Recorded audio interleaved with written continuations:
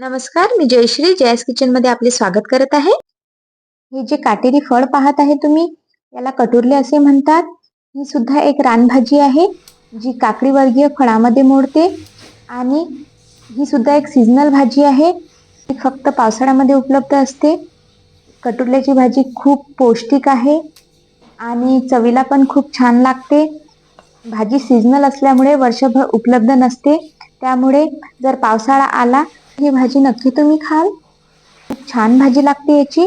तर आपण आज बनवणार आहे कटुरल्याची भाजी. तर चला पाहूया कशी बनवायची ते. मी खलबत्त्यामध्ये 3-4 हिरव्या मिरच्या, अद्रक, लसणाच्या 3-4 पाकळ्या आणि जिरं हे चांगलं ठेचून घेतलेलं आहे. याचा चांगला ठेचा केलेला आहे. या ठेच्यामुळे ही भाजी खूप चवदार लागते. तर शक्यतो तुम्ही या ठेच्यामध्ये कराल तर ही भाजी तुम्हाला खूप आवडेल. छान ठेचून झाल्यानंतर त्यानंतर फळ व्यवस्थित साफ करून घ्यायचे, म्हणजे फळांची देठ वगैरे काढून घ्यायची आणि हे फळ छान चिरून घ्यायचे. ही कटुरल्याची फळं चिरायच्या आधीच व्यवस्थित धुवून घ्यायची. चिरल्यानंतर ही फळं धुवायची नसतात, त्यामुळे याच्यामधले जे पोषण तत्वे आहे, जी जीवनसत्वे आहे ते कमी होतात. त्यामुळे ही फळे चिरायच्या आधीच व्यवस्थित धुवून घ्यायची. चला आता भाजी बनवण्याची तयारी करूया. इथे गॅसवर मी कढई ठेवलेली आहे. त्याच्यामध्ये तेल तापण्यासाठी ठेवलेलं आहे.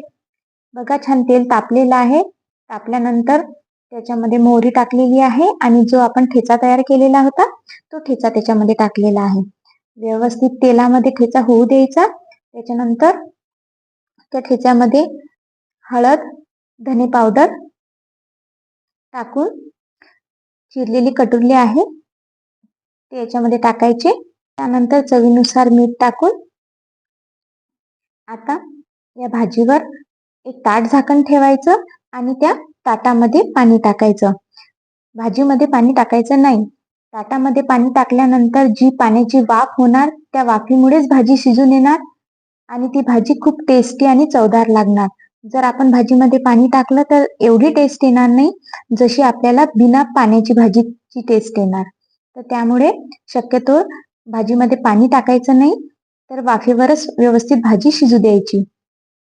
बघा छान आपली अशी कटुरल्याची भाजी शिजलेली आहे. ही भाजी तयार झालेली आहे. सोपी रेसिपी आहे, तुम्ही नक्की ट्राय करा. सीझनल भाज्या ज्या रानभाज्या असतात त्या अगदी सोप्या पद्धतीने बनवल्या पाहिजे, तेव्हाच त्याची टेस्ट छान लागते आणि त्याची जी ओरिजिनल टेस्ट आहे ती आपल्याला कळते.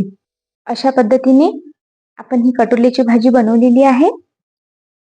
चला आता मी तर टेस्ट घेणार आहे भाजीची आणि तुम्ही पण तुमच्या घरी नक्की बनवाल आणि मला सांगाल कटुरल्याची भाजी कशी झाली. तर अशाच माझ्या नवनवीन रेसिपी पाहण्यासाठी माझ्या यूट्यूब चॅनलला लाईक करा, शेअर करा, सबस्क्राईब करा. माझ्या इंस्टाग्राम आणि फेसबुक पेजला फॉलो करा. कटुरला ही रानभाजी तर खूपच टेस्टी झालेली आहे. तुम्ही पण तुमच्या घरी नक्की बनवा. धन्यवाद.